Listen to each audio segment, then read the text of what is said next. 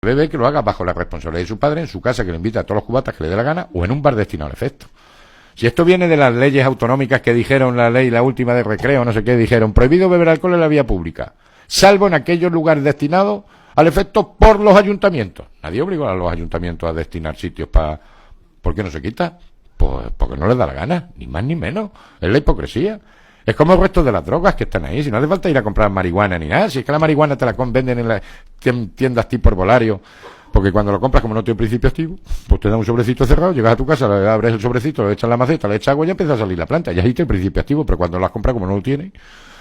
Y en esas mismas tiendas, y lo vengo diciendo hace años, y si veis algún vídeo de esto, he dicho lo mismo, se siguen vendiendo piruletas de marihuana, criaturas de 12 y 13 años, a €1. Dame unas piruletas de las buenas.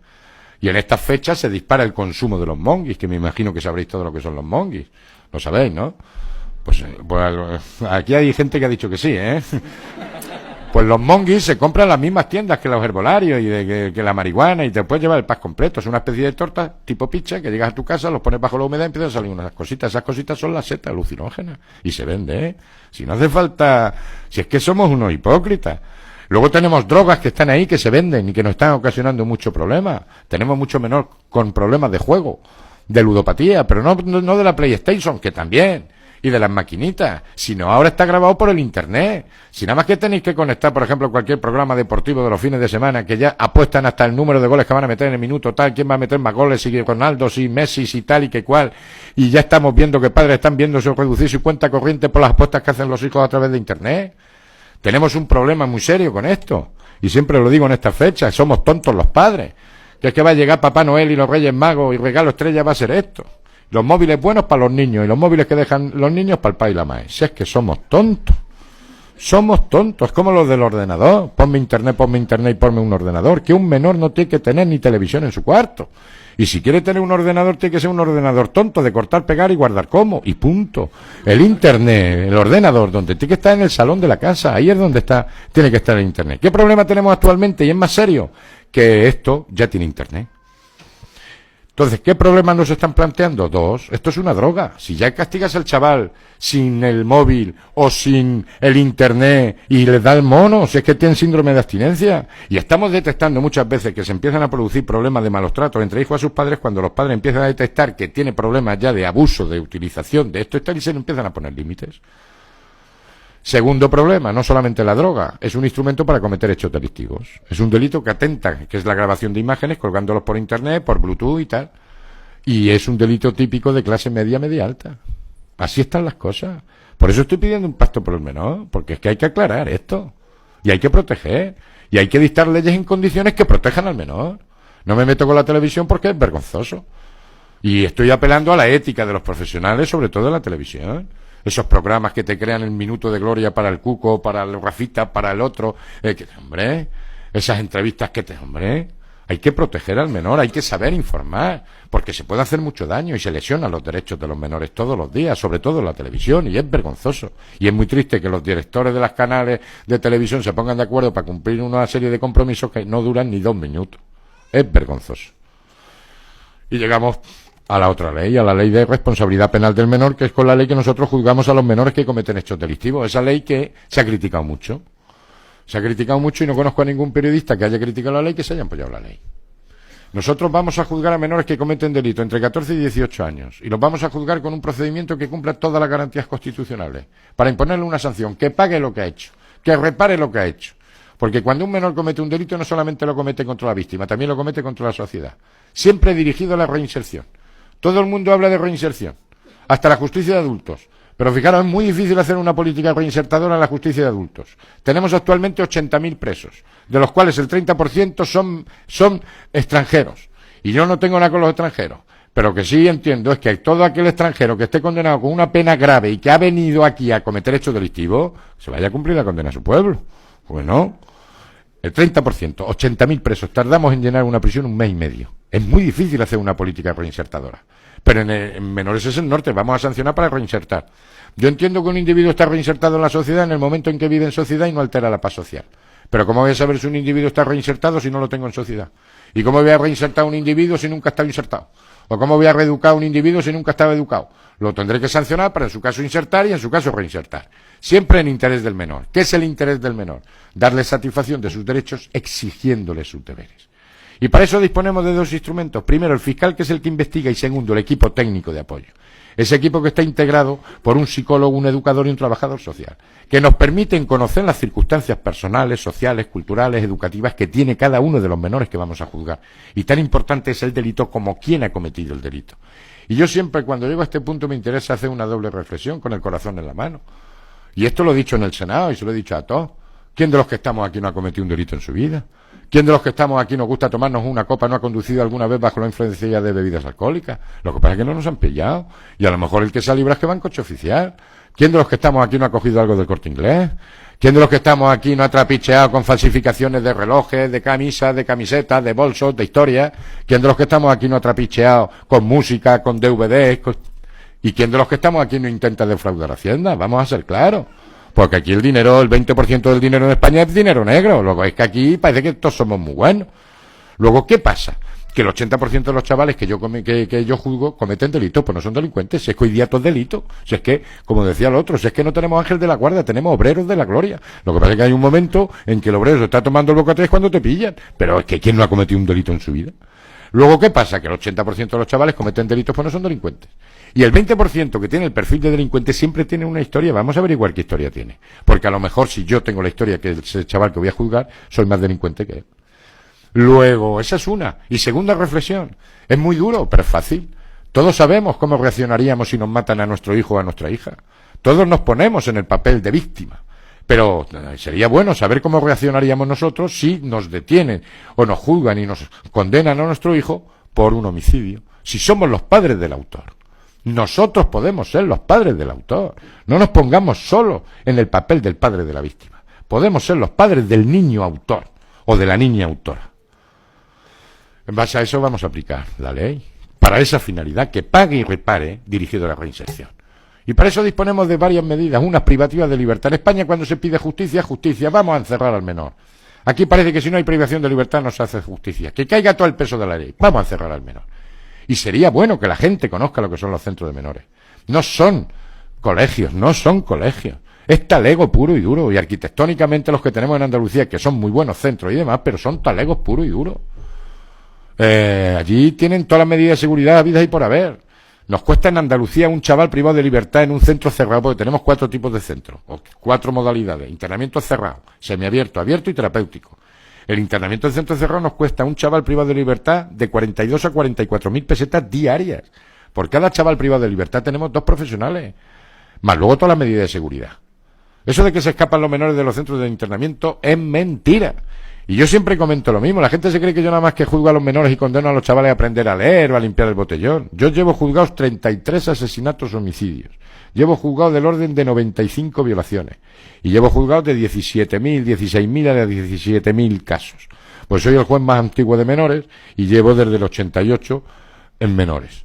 Calcular a una media de 800 casos anuales, pues salen los 16.000, 17.000 casos que llevo juzgados. Y cuando yo hablo de un tío duro, hablo de un tío duro, no hablo de un chaval que coge 3 o 4 coches. Y gracias a Dios, los menores, la mayoría, el 99% de los chavales, no son como el cuco.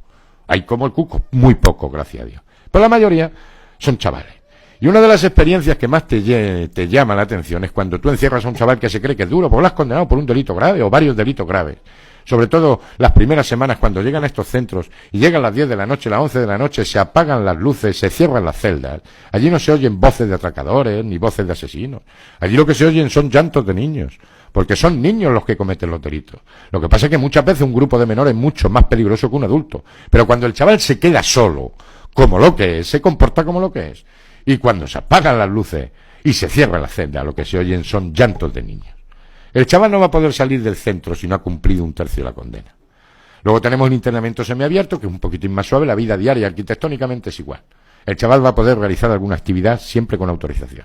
Luego tenemos el internamiento en centro abierto, que lo estamos recuperando con otra medida que llamamos convivencia en grupo educativo. Esta la utilizamos mucho para el niño maltratador. Esa medida que conviene apartar al chaval del ámbito familiar, pero que el chaval siga realizando sus actividades diarias. Y luego tenemos el internamiento terapéutico. y con todo el cariño del mundo, no lo entendáis como despectivo y tal, pero tenemos chavales que están más para allá que para acá. Tenemos chavales que están mal y que conviene. Yo eso de que todo el mundo puede estar en su casa, no estoy de acuerdo. Hay chavales como mayores que no pueden estar en su casa. Y yo creo que en el siglo XXI el Estado de Derecho actual tiene mecanismos suficientes para evitar posibles abusos que se pudieron cometer en el siglo pasado. Pero hay chavales que no pueden estar en su casa. Yo siempre comento el caso que tuve hace años de un chaval que me llegó con 15 años diciendo que le hablaba con Jesucristo todas las noches a las 12 menos cuarto. Claro, te llega un crío con 15 años diciendo eso y dice, este está más para allá que para acá. Porque además el tío decía que siempre hablaba por el mismo canal. Claro, yo gracias a los equipos técnicos y demás sabía que le gustaba la música. Concretamente le gustaba tocar el tambor. Pues dije, como era la época, no lo podía tener en su casa y era la época Semana Santa, dije, pues ya está. Lo voy a poner a tocar el tambor en todas las procesiones nocturnas de Granada para que se pegue 10 horas tocando el tambor y llegue ya reventado. Y encima, como va ahí detrás de los santos, las vírgenes y los cristos y demás, a ver si le transmiten mensajes de serenidad, de quietud y de verdad. Porque no lo podía tener en su casa. No lo podía tener en su casa porque lo tenía condenado por maltratar a sus padres y sabíamos que estaba violando a su hermana de 8 años. Yo después tuve otro chaval que fue capaz de darle 50 veces una llave inglesa en la cabeza a un coleguilla suyo porque tenía ganas de ver qué se siente cuando se mata. Tenemos chavales que están mal, pero tenemos chavales que se están volviendo mal por el inicio a muy temprana edad de policonsumo de sustancias. Yo controlo. Cuando oigáis a un chaval decir yo controlo, no digo que tenga el problema, pero lo puede tener. Y no tenemos el drogadicto puro y duro, pero sí tenemos el chaval que empieza a muy temprana edad a beber alcohol, se toma sus porretes, después se toma su gin tonic, se pilla un mongo y se lo toma. Y cuando esos cuerpos empiezan con 12, 13 años, cuando llegan a los 16, 17 años, están más para allá que para acá. Y yo tengo madres que tienen que dormir con un cuchillo debajo de la almohada por los ataques, las posibles respuestas de esquizofrenia y tal que empiezan a tener los brotes los niños y tal, que encima no controlan la medicación y demás. ¿Y qué solución le estamos dando? Como sanitariamente, socialmente, los servicios sociales no tenemos los recursos suficientes para atender a esto y como todo el mundo tiene que estar en su casa, pues los padres muchas veces amargados dicen, tengo pánico a mi hijo. ¿Y qué hacemos? Judicializar a esos menores. Y los estamos convirtiendo teóricamente en delincuentes. Estamos solucionando el problema, pero los estamos tratando como delincuentes, como menores maltratadores de sus padres, porque realmente sí, pero realmente lo que pasa es que son enfermos. Y hay que privarles de libertad e ingresarlos terapéuticamente. ¿Cuánto tiempo podemos encerrar a un menor? Si el delito lo comete un chaval entre 14 y 16 años, el tiempo de internamiento puede llegar a ser 3, 5, 6. Si el delito lo comete un chaval entre 16 y 18 años, el tiempo de internamiento puede llegar a ser 6, 8 o 10 años. Pero lo que no dicen los medios de comunicación ni los políticos, que a veces ni se lo saben, es qué pasa si yo juzgo a un menor, porque entre 14 y 16 años o entre 14 y 18 años, en ese intervalo de su vida, comete en distintas fases 2 homicidios, por ejemplo, y una violación. Y lo juzgo en distintos juicios. Ya no son 5 años, he dicho 3, 5 y 6, o 6, 8 y 10. Los 6 años para 14 a 16 y los 10 años de 16 a 18 son para delitos cometidos por banda organizada o terrorismo. Si no, la máxima serían 3, 5 o 6, 8. Pero si yo lo juzgo en distintos juicios, porque en distintas fases de su vida ha cometido esos delitos, no son 5 años o son 8 años. El tiempo máximo de cumplimiento sería el doble de la máxima. Y como la máxima puede llegar a ser 5 o 6 años, u 8 o 10 años, yo puedo privar de libertad a un chaval de 14 años, 15 años, lo puedo privar a 10 años de internamiento, o en su caso a 12, y a un chaval de 16 a 18, 16 años, o en su caso a 20 años. Y eso no se dice. Y además, cuando cumple los 21 años y se ha decretado el internamiento en el centro cerrado, cuando cumple los 21 años pasa a prisión, y en algunas ocasiones, con 18 lo puede mandar a prisión. Luego no es tan blanda la ley de menores. Vamos, porque aquí parece que hay que endurecer la ley de menores, vamos a la de mayores. Y vamos a ser claros, el tiempo máximo de cumplimiento de una condena en mayores son 20 años, sin contar 2 o 3 delitos, 2 o 3 homicidios que son 25 años, y sin contar 2 o 3 asesinatos que serían 30 años, y luego sin contar terrorismo, que serían 40 años, que ahora se están discutiendo la teoría de Parrot y toda la historia esta. Pero eso es lo que dice el Código Penal, vamos a ser sinceros. ¿Quién se pega en España 20 años en prisión? Porque está demostrado que si tú te llevas 1.000 millones de pesetas, a los 5 años o 10 años estás comprando en el Corte Inglés de Zaragoza. A los 10 años te estás haciendo una entrevista a Telecinco y a los 15 años estás en la calle. Está demostrado que si tienes tus contactos y te coges una depresión, a los 2 o 3 años estás durmiendo en tu piso en Madrid. Y está demostrado que si te pones un régimen un poco severo, te puedes dar una buena ducha con tu novia y darte un paseo por la playa de la Concha. Está demostrado. Luego, ¿quién se pega en España 20 años en prisión? El chorizo desgraciado, que para eso es un chorizo y un desgraciado. El que no es chorizo y es desgraciado, ese no se pega 20 años, vamos a ser claros. Luego no es tan blanda la ley de menores. Y luego hay una cuestión fundamental que es el cómputo del tiempo. Aquí hay gente de todas las edades, las personas mayores. Parece que fue ayer, estamos en un colegio profesional, los trabajadores sociales más antiguos, parece que fue ayer cuando tomasteis posesión y empezasteis a trabajar de trabajadores sociales. ¿Y cuántos años han pasado? Parece que fue ayer cuando fueron las Torres Gemelas. ¿Y cuántos años han pasado? Parece que fue ayer cuando tuvimos el atentado de Atocha. ¿Y cuántos años han pasado? Parece que fue ayer cuando estábamos en Navidad. Y ya mismo está diciendo el Corte Inglés que estamos en Navidad. Decirle a un niño de 1 año que se esté callado 1 minuto, es 1 minuto para la vida de 1 año. Cuando yo privo de libertad, parece que conforme vamos envejeciendo, el tiempo se va acelerando.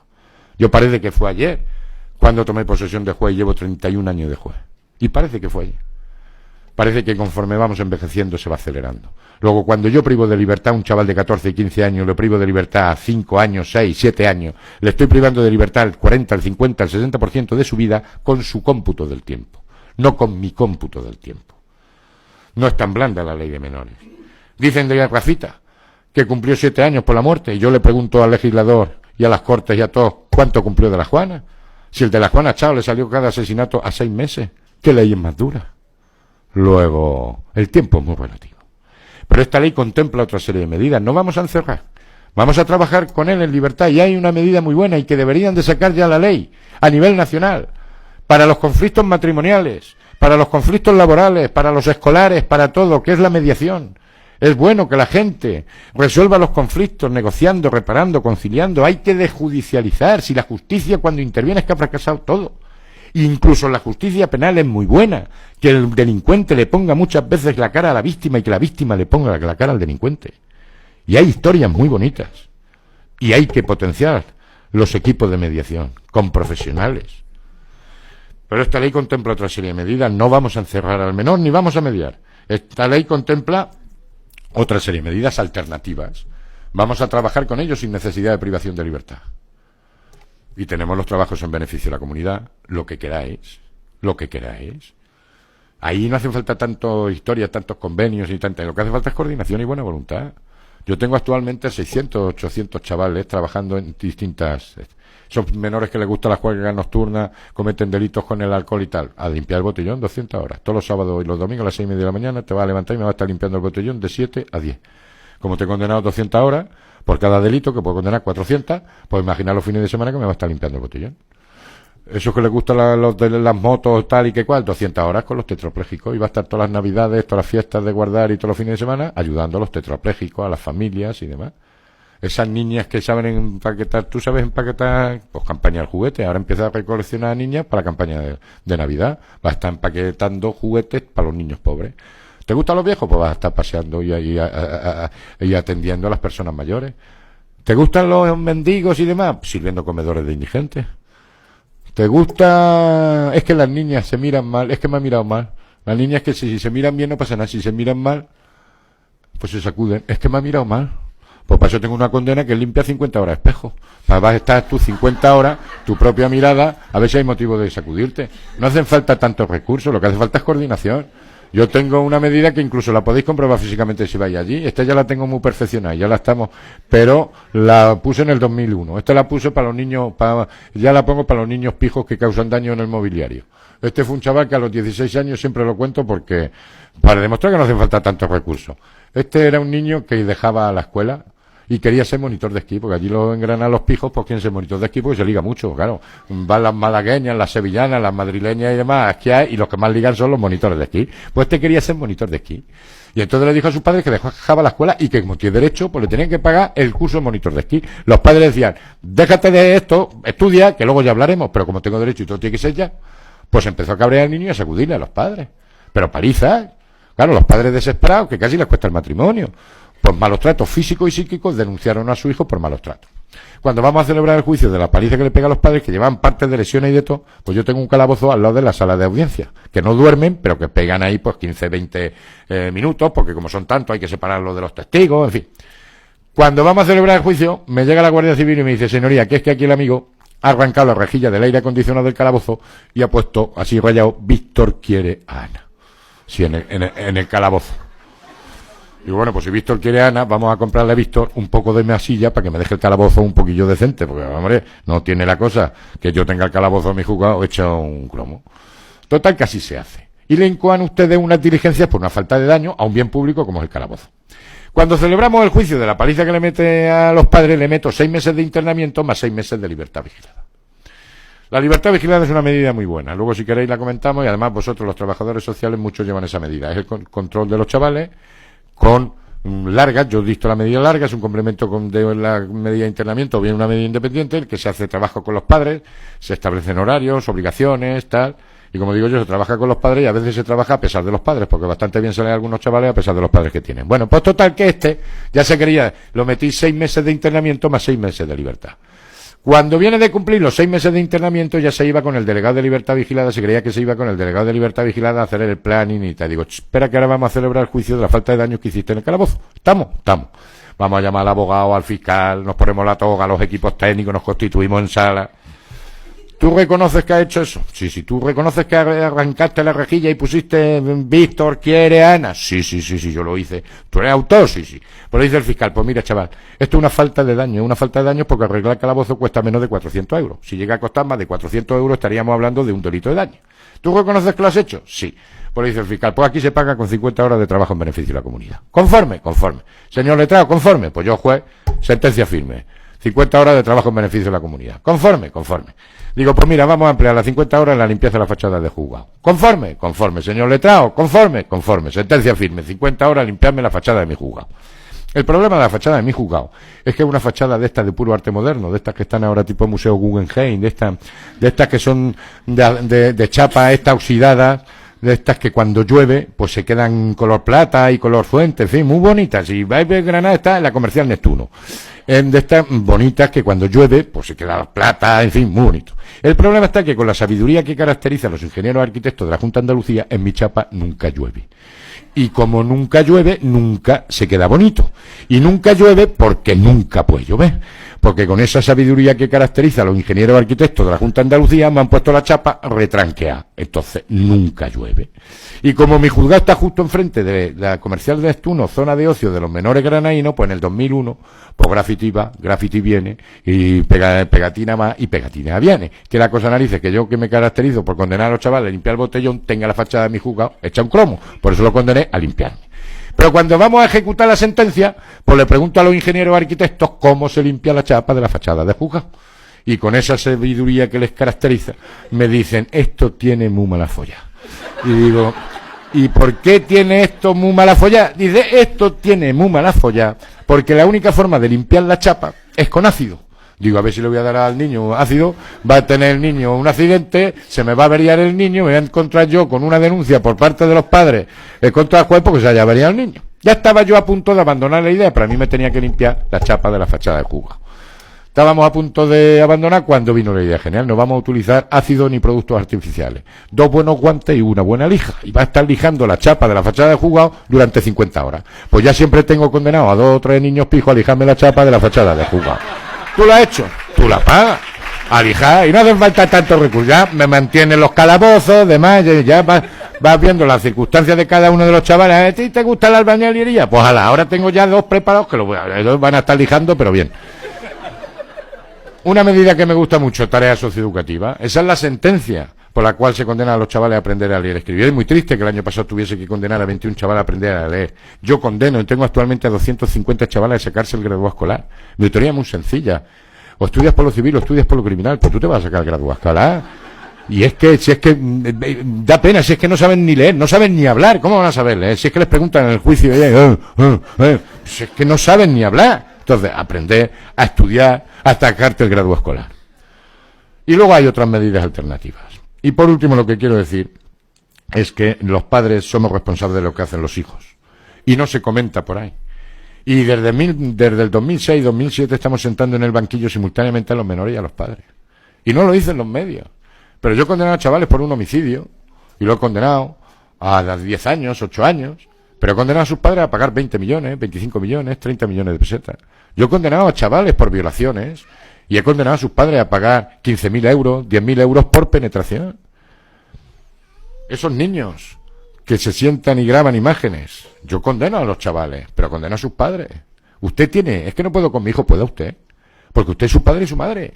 Y usted tendrá que acreditar que ha actuado con la debida diligencia de un buen padre de familia para que la justicia le valore a usted la responsabilidad. Le podemos condenar al 100% de la deuda o al 10% o al 20%. Depende de cómo ha educado usted a su hijo y cómo demuestras que ha educado con la diligencia de un buen padre de familia. Pero nosotros respondemos de lo que hacen nuestros hijos. Y lo mismo que respondemos los padres, responden los centros escolares. Cuando los delitos se cometen dentro del ámbito escolar. Yo por eso entiendo y apoyo esos centros escolares que han prohibido el uso de los móviles. Los niños han hecho abuso de los móviles. Pero si se cometen hechos delictivos vía de esto en los centros escolares, sentamos en el banquillo a los centros escolares. Y lo mismo que los menores. Los padres respondemos de lo que hacen nuestros hijos y los profesores de lo que hacen los alumnos. La comunidad autónoma responde de lo que hacen los menores bajo su custodia. Y para que os hagáis una idea, nosotros el año pasado tuvimos un año tranquilo en Granada, pero nosotros condenamos al año pasado a los padres granadinos por un importe de 300.000 euros y a la comunidad autónoma por un importe de 40.000 euros. Y se paga, y se embarga. Luego, a los padres mi consejo es que sean padres, que sepan decir que no, que controlen, y que eduquen, y que se preocupen. Porque respondemos. Y luego que se hagan, que no sean amigos de sus hijos, que son sus padres, y que se hagan un buen seguro de responsabilidad. A los maestros que sean maestros, que recuperen algo del antiguo magisterio, que no son colegas de los alumnos, que luchen contra la administración, que a veces son las que tapan y tienes que luchar contra la administración, pero que tampoco son sus colegas, y que tienen mucha responsabilidad, y que se hagan un buen seguro. Y como sociedad no seamos hipócritas, nos estamos jugando mucho. Fijaros las contradicciones que hay, por eso estoy pidiendo ese pacto por el menor. Vamos a recuperar el sentido común. Una chica de 12 años puede comprar la pastilla del día después y, sin embargo, no puede mantener relaciones sexuales. A mí me parece una barbaridad que una cría de 13 años pueda consentir relaciones sexuales. Y es un artículo que está en el Código Penal y lleva mucho tiempo. Me parece una barbaridad. Yo la elevaría la edad. Y yo, como padre de chica que tengo, yo elevaría la edad. Y creo que una edad adecuada para que la chica mantenga relaciones sexuales pues serían los 30-35 años. Me parece que es una edad adecuada. Es cuando ya es consciente de lo que hace.